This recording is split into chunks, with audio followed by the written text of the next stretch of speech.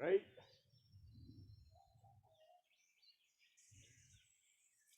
Hey. Onegaishimasu. Hands up and down.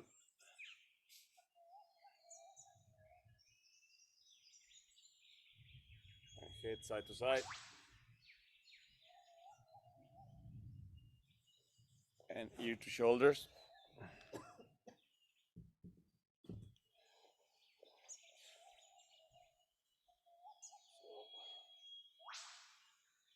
And circles one way.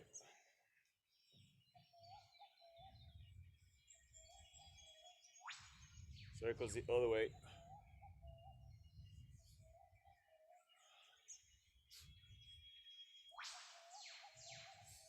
Hey, arms.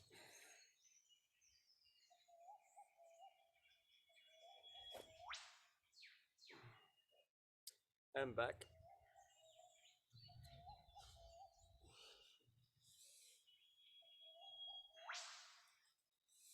Hey, side. And the other side. Cross one side. Cross the other side. Open and close.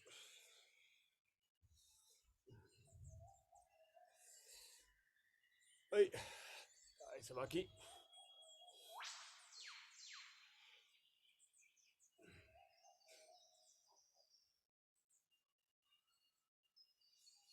And tight.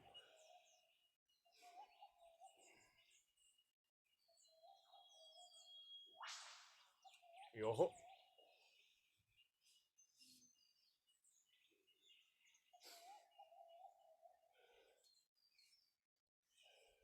Tenchi.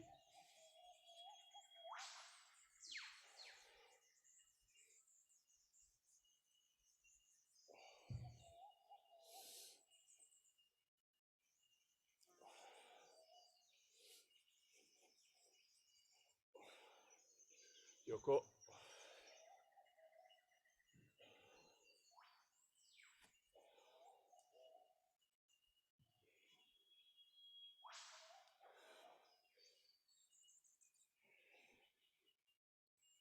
So.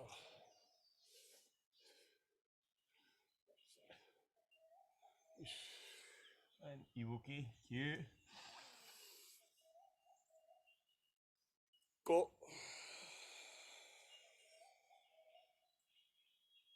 Ni kyu. Go. San kyu. Go.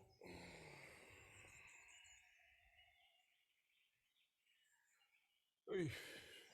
Carado.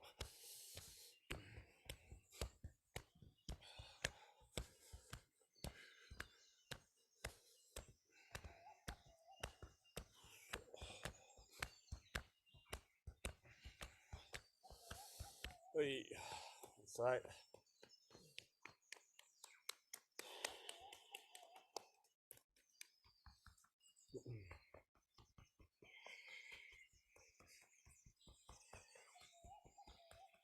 So.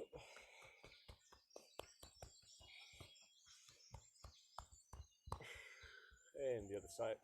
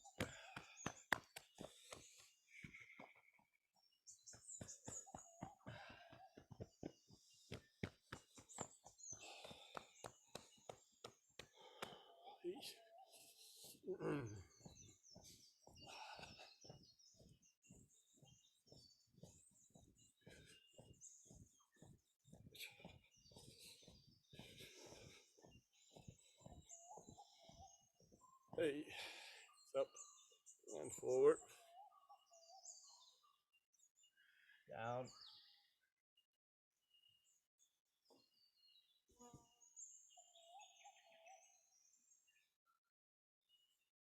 Hey, your knees.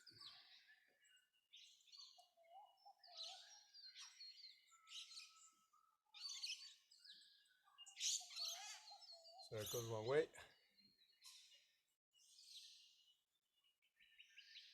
Circles the other way.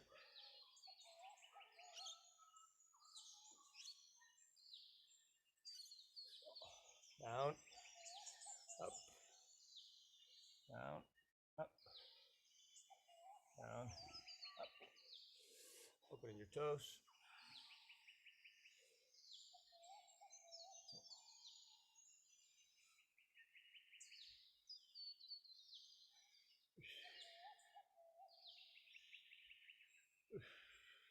And your hips.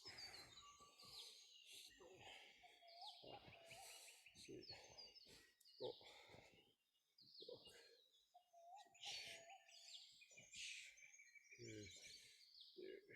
Open your legs. Jigotai. You. Go. And up. And again. You. Go.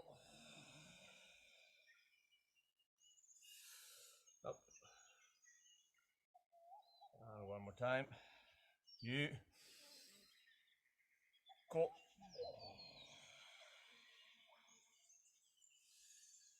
So. Putting your legs and side to side.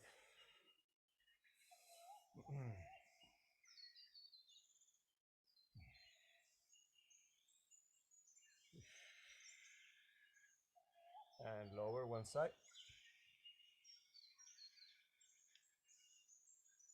Lower the other side.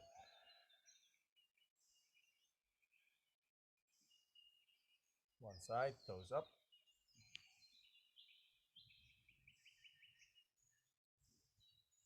And the other side, toes up.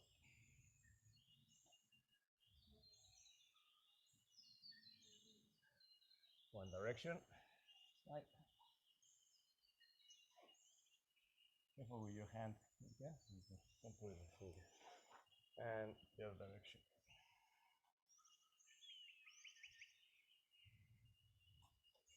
One side, spine up.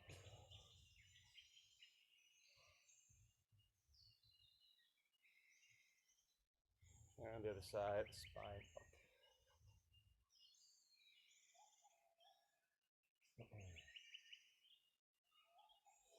So, open your legs. Outside.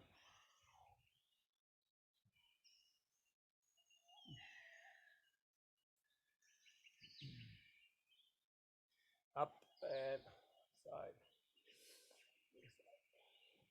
One side. One side. One side. And the other side.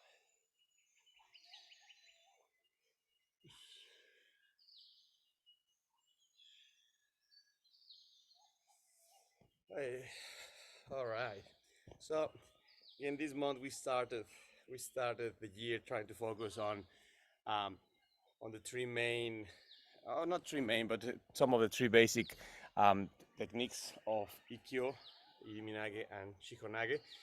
And again, as Sensei say, all the techniques have essential things that need to be practiced, um, and that teach us something in our overall training. But these three have very simple and specific messages to remember. So, for example, starting again with Ikkyo, you know, the immediacy of Ikkyo, it's an important lesson. The fact that things happen immediately. Ikkyo has no changes and transitions and complicated movements. Is just one movement in one action. Um, but also the fact that Ikkyo really challenges us to keep our work within the internal triangle that Sensei always tells us. So just remembering we can do this squatting, okay, So when we squat and we put our hands in a triangular form first here, we can do this in Seiza as we have done it many times. But if we do it squatting, there are two triangles, the top part of the diamond and the bottom part of the diamond. Everything that is outside of the diamond is very difficult to work with or control or manage. Everything that is inside of the diamond is a much better place to work things out. But out of these two places, which sometimes Ikkyo forces us outside, forces us to the top triangle, if our uke manages to escape our Ikkyo beyond the top triangle, then the uke has control of our movement. In Ikkyo and in every other technique, but Ikkyo is particularly true. So sometimes in order to protect uke or be careful with uke, or if uke is receiving in a particular way, they will challenge us and put us on this triangle outside. If they manage to take us out of this triangle, then they have control of the movement. And if we manage to bring them into our internal triangle, into our bottom triangle, then we have more control of that movement. So in order to practice that, just let's basically, left foot in front, shin sokarai, hands up, and then control inside of your legs without stepping forward. Again, many schools, Kombudoyo included, the step happens together with the movement of the hip. Sensei emphasizes a lot the taisabaki of the hip, and then only after that taisabaki has been completed, sometimes the step. The important thing is to focus on the taisabaki and make sure that the technique is inside. Sometimes the problem with stepping in is that our hand ends up being outside of our triangle with the step, which means our Ikkyo disappears outside. So just left foot in front and in front, okay, up and hinge, use your hips and bring your movement inside of your legs as possible and release, okay? Up, hips, inside of your movement and up again. Up, hinge, and up. So in this effort of working inside our triangle and hinging, it's very important to remain loyal to the idea of shisei, but not a shisei that doesn't hinges, a shisei that hinges. Now, the difference is that yes, we could potentially hinge with a poor shisei by curving our spine, by leaning too much on our head, etc. So the idea of shisei is respected. The difference is that this shisei that we're trying to practice here is hinging as opposed to a shisei that never hinges. So hinge, but try to keep a shisei on your back, your good posture on your back, while using your hips to hinge, okay, not your shoulders or not your nose, okay? So, and 1, this, 2, this, 3, so 4, 5, so change side, right foot in front, each, 1, 3, 2, 3, 3, 3, 4, 3, 5. All right, now this time, let's do it as if we were, in a class where the teacher is demonstrating the Ikkyo with the step. So as part of the natural movement, they were showing Ikkyo with a step. Let's do the same. Okay, let's say we enter, we step, but remain loyal to the previous teaching, to the teaching of keeping the uke in your internal triangle and hinging, using your taisabaki, regardless of your ashisabaki, which now we're going to incorporate. So this time, ashisabaki, we're going to step in, but still, use your hips for your taisabaki, okay? So stepping forward this time, okay? Each one, and step back. 2, step back. So 3, back. So 4, back, and 5, back. Okay, the other side. Okay, so study the fact that hopefully your foot is not winning over your hip. Okay, that you are doing your step, but you are doing it because your hip is moving. Okay, so stepping in. 1, So 2, so 3, so 4, 5, okay. So those are possibly the most common ways of doing Ikkyo, but the most common is obviously the one that uses your step. So now let's do it with a slide, a hinge, and a step, which basically means, we slide and we enter into our partner's position, and we step and we hinge, and we come back and slide back. Slide, hinge, and step. Come back and slide back. So now there are 3 movements happening. The slide, sliding in, which is essential. That's why Irimi powers Ikkyo, in a sense. You have to enter in order to kind of do your Ikkyo. You're supposed to passively wait for your Uke to enter.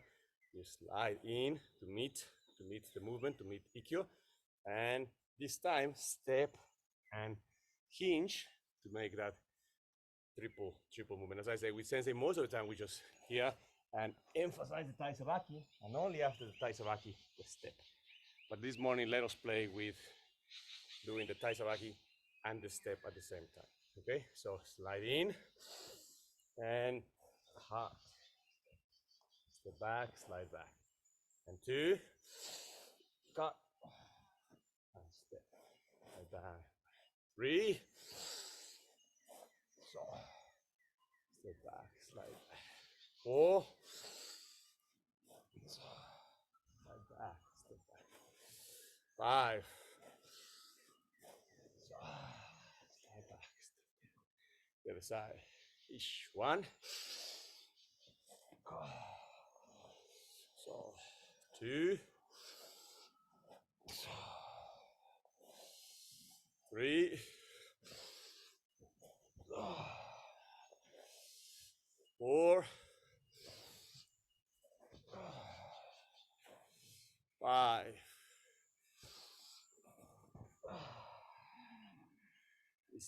So, Alex Rojas asked me something really, which is true in all techniques.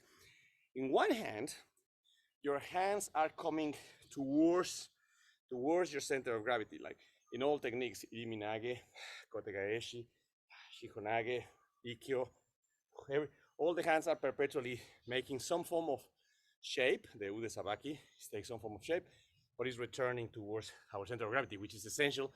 And again, the idea of keeping that hand in our internal triangle as much as possible.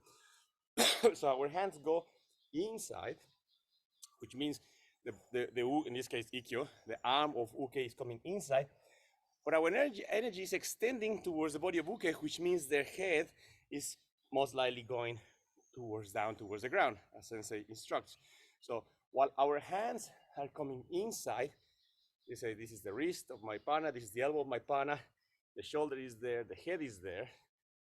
These enter, but then the other 2 things that are separated from my body, because of the shape of the movement, they are going towards the ground. So the hands come in, but my partner's spine and my partner's head is actually traveling towards the ground. So those 2 things are not incompatible in terms of the idea.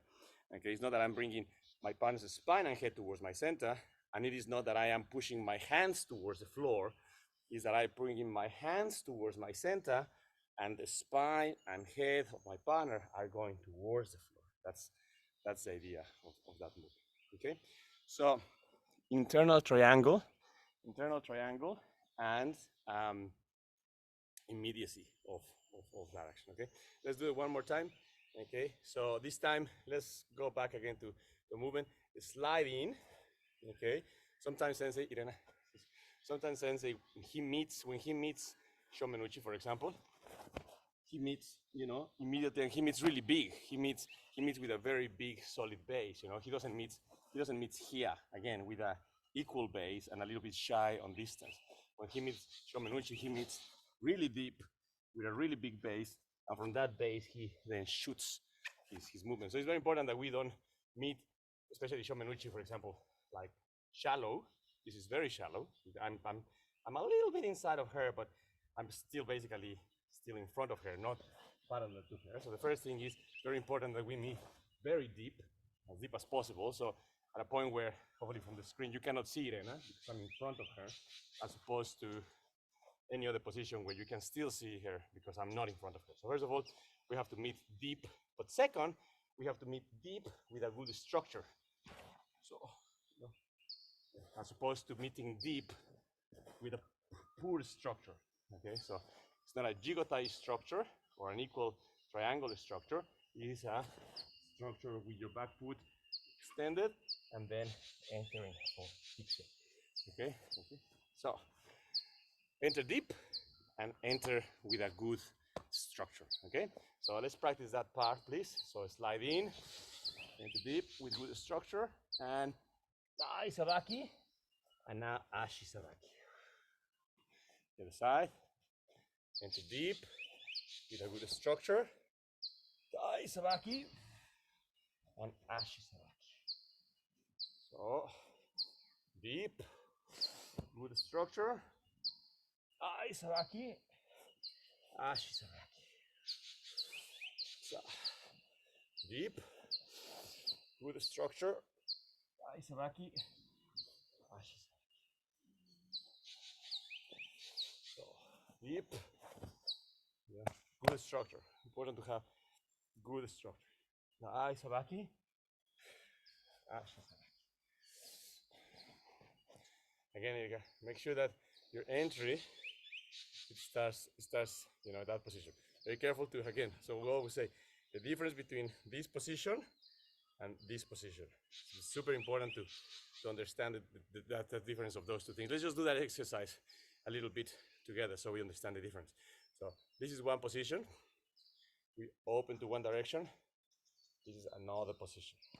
Okay, way more weight on the front leg, back legs extended. Okay, 50-50. Turn to one side. 70, 80, 90. You know, weight there. Okay, and again, 50-50. Open. Extend back leg. Weight on the front leg. Okay, and shisei. Okay, shisei. So 50-50. Open. 70, 80, 90, and shisei. 50-50.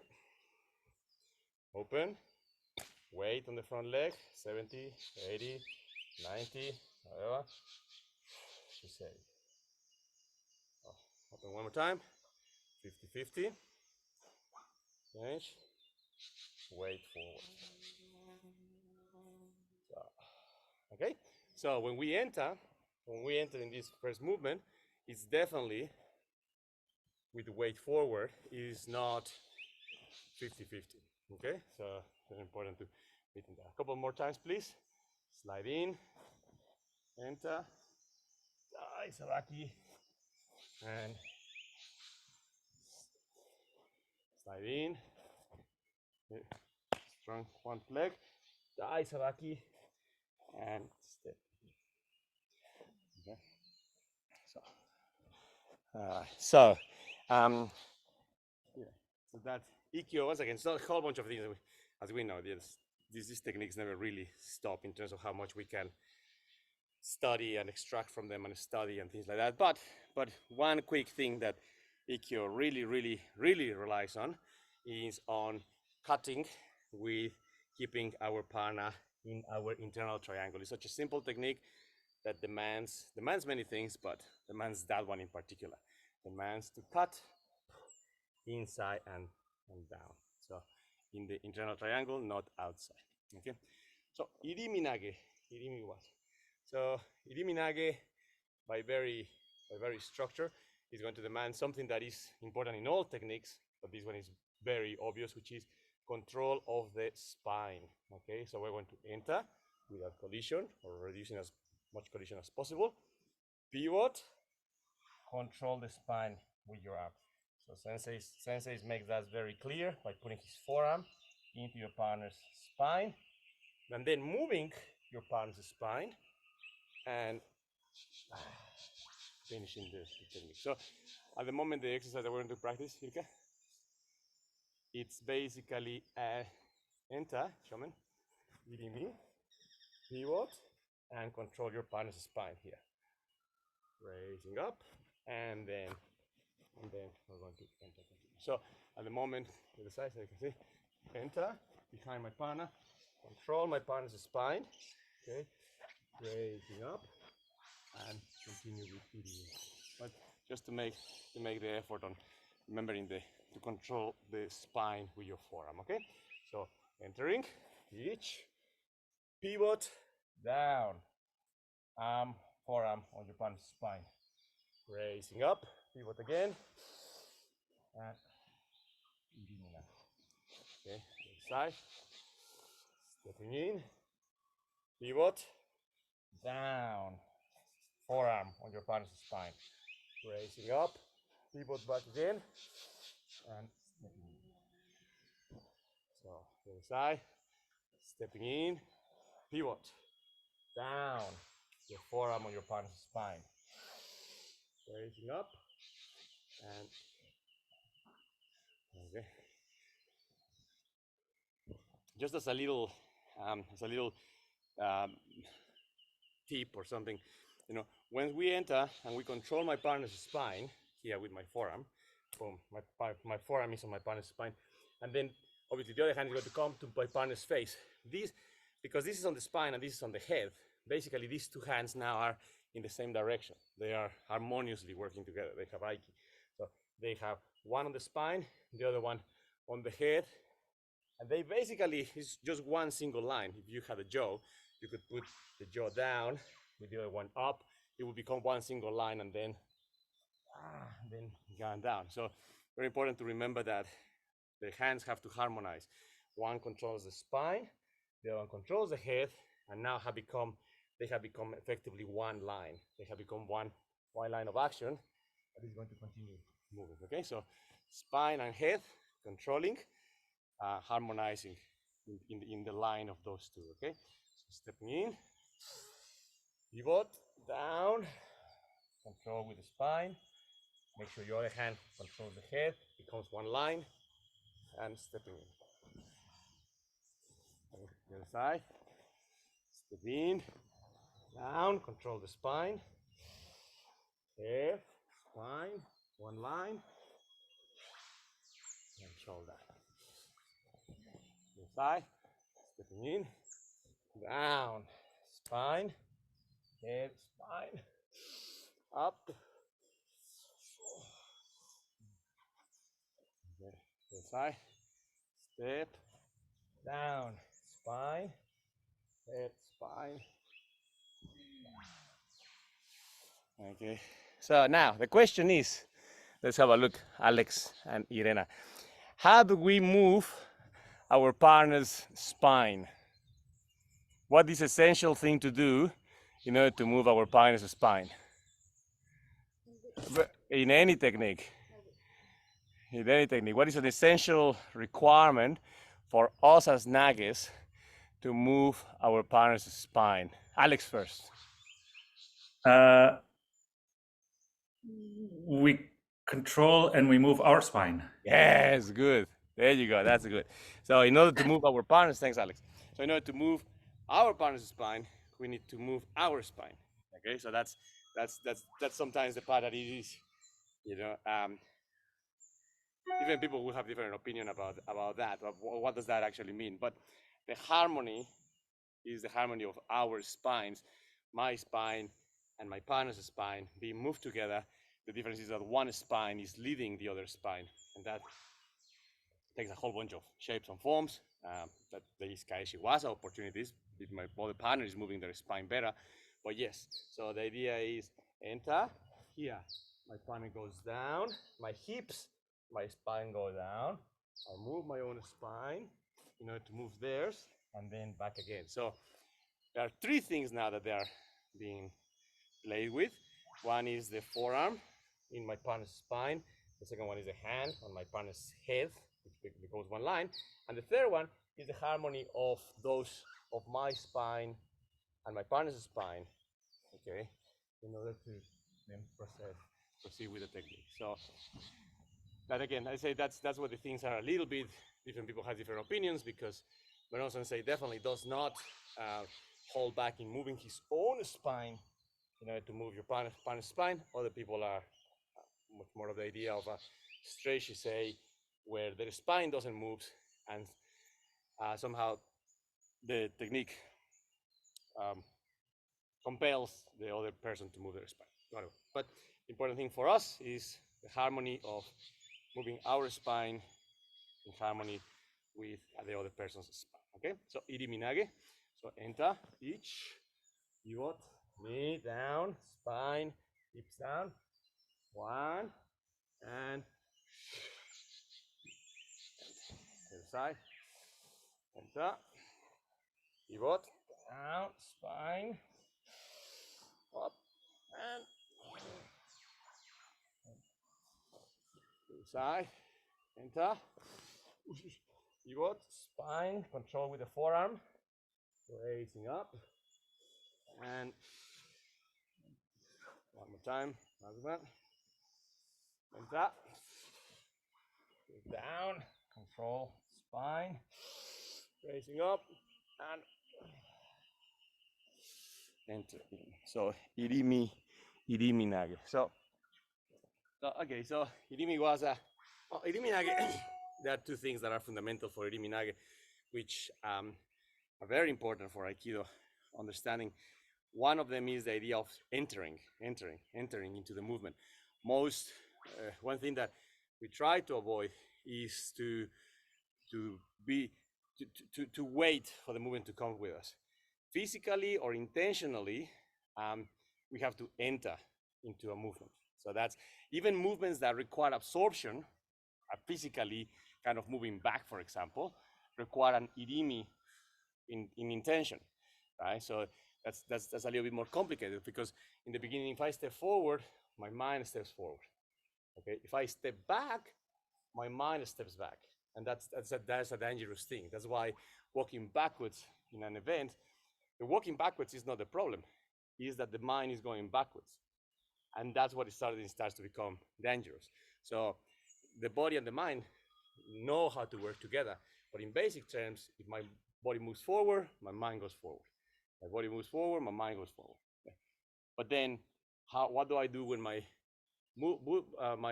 body moves backwards and my mind still has to enter into Irimi? So sometimes Irimi is very obvious, as in Irimi Nage, for example, where we go and say, okay, Shomen, so we enter, body and mind kind of go together. But then what happens, for example, when it's Shomen, and I for whatever reason step back, does that mean that my mind didn't do Irimi? What is my body didn't do an Irimi, my body moved back, but the challenge for Aikido is that my mind is constantly going into, the intention is constantly going in an Irimi form. Okay, so that's a very important lesson from Irimi, the idea of entering with body and with mind and with intention. Okay, it's an important lesson. It's not a simple lesson, but it's an important lesson. Number one, and number two, the idea of controlling your partner's spine and moving in harmony with that spine. Okay, so those two things are for this morning only very important things for Irimi. So our internal triangle and sense of immediacy for Ikkyo, our idea of entering, okay, where our body and mind, or with our mind, for Irimi and the movement of our spine. And now let us work with Shihonage, which is going to require alignment. Okay, so let's do Shihonage Ura. Okay, so Soto Tenkan, pivot, step, and one more step. Okay, so this is the step, the extra step that Maron Sensei reminds us that O-Sensei used to do, and that takes more, kusushi from our partner. So let's imagine Soto Tenkan, so Shihonage Ura, hand in front of us, keep it in front of us at the moment. Okay, Soto Tenkan, pivot, and step, that takes kusushi, and one more step. One more time. So, and in front of us, and don't let that hand separate from the front center line of your body. Soto Tenkan, pivot, step, and one more step. Okay, so this is very slow breaking it down. Okay, and in front of us, Soto Tenkan, pivot, step, one more step. Okay, one more time. So, Soto Tenkan, pivot, step, one more step. All right, so let's polish the steps first, okay? So let's get rid of one of them. So we're going to Soto Tenkan, pivot and step, one more step and cut. Okay, so Soto Tenkan, pivot and step, one more step, cut. So now it's only 3 movements, not 4. Okay, Soto Tenkan, pivot, step, step, cut. One more. Soto Tenkan, pivot, step, step. All right, so that's just working out the Ashi Sabaki. Okay, so now let's work out the Koshi Sabaki. Sensei always goes, lower your center of gravity, lower your center of gravity. Very important to not start Shihonage at the same center of gravity. Well, not Shihonage, any technique at the same center of gravity. So you lower your center of gravity. So Katate Dori, lower your center of gravity, and then begin. So Tenkan, step, step, cut. Lower your center of gravity from the beginning. So lower. So Tenkan, step, cut. So ish. So Tenkan, step, cut.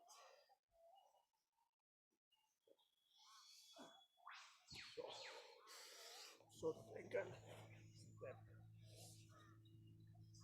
All right.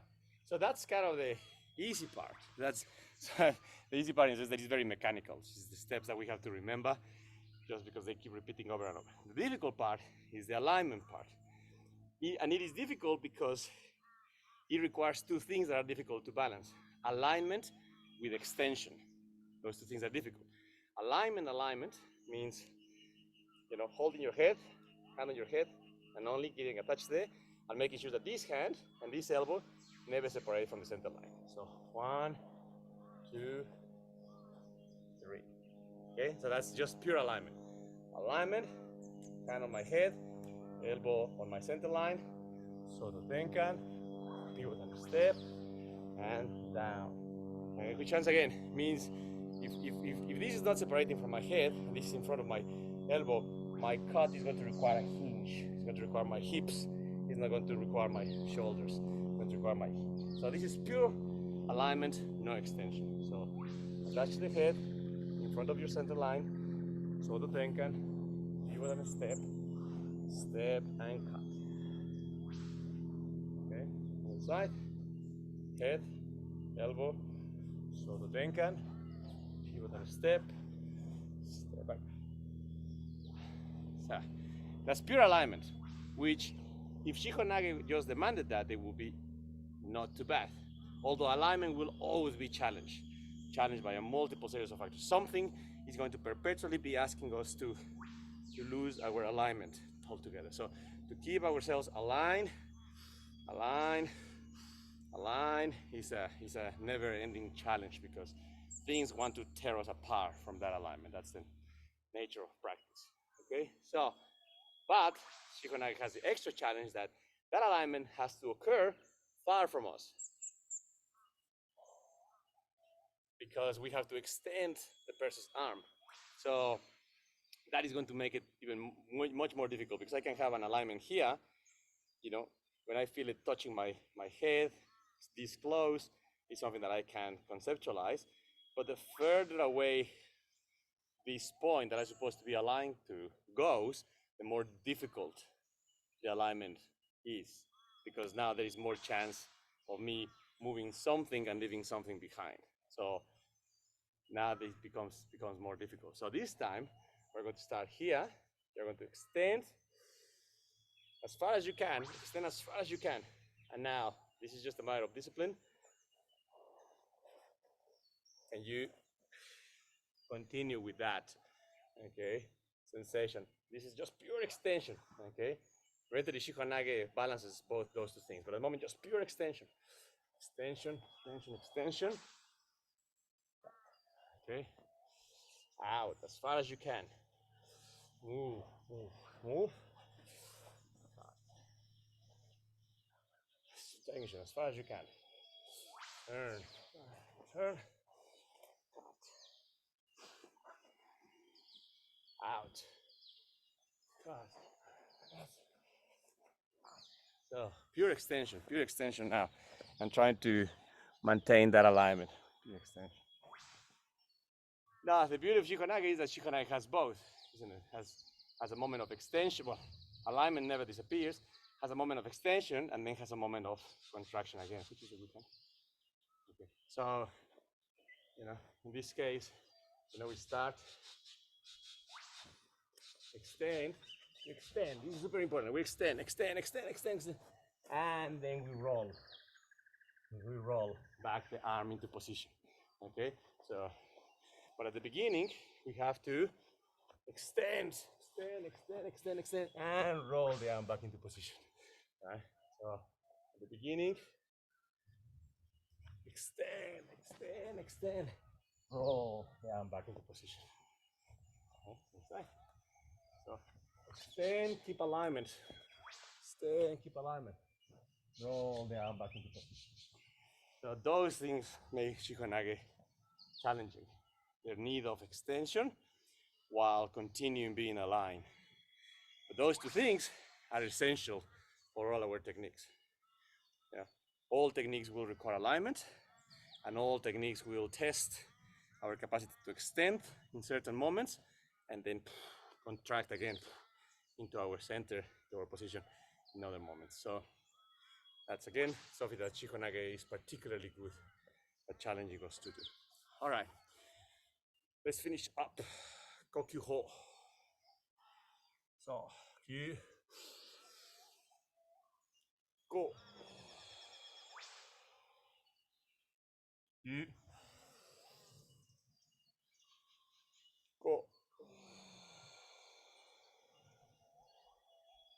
Kyu,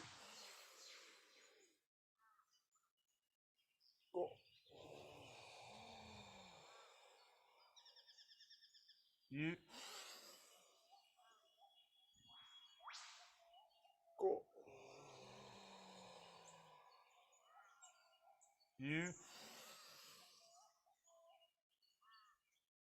Go.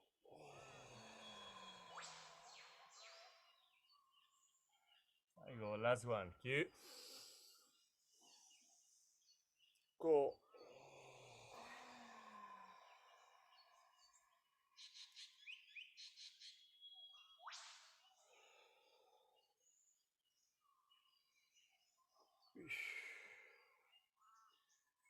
Let's finish up.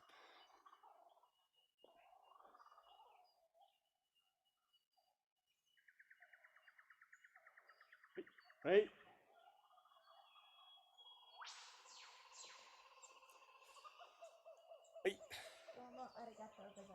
Arigatou gozaimashita. Thank you very much.